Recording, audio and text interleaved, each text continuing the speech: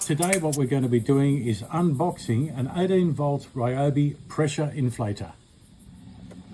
So we'll just open the box and see what's inside. We have instructions, packing, and there it is. Look at that. Very neat.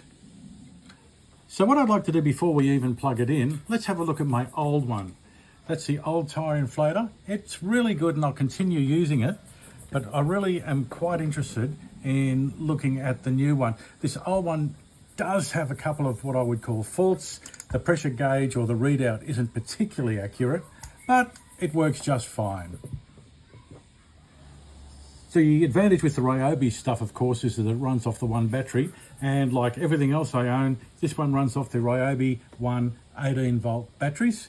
This is only a 2 amp hour battery, and it will keep the pump running for quite some time. Nice and small, compact and light. So the control panel is pretty simple. We have power, we have on and off, minus and plus pressure. Simple. To turn it on, just a quick flick of the power switch, and it's measuring in PSI at the moment. That's what I like, but if you like measuring in bar or kilopascals, a quick hit of the power button changes it to bar measurement. Another hit is in kilopascals. Another hit will take it back to PSI.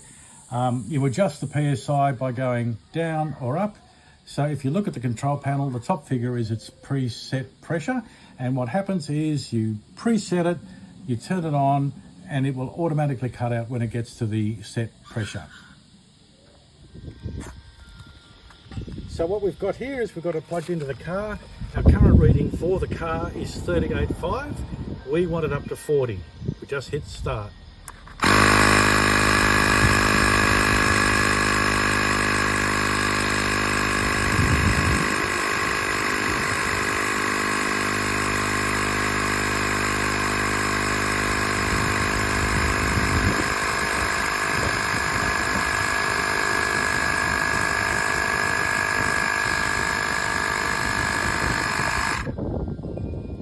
Bang on 40.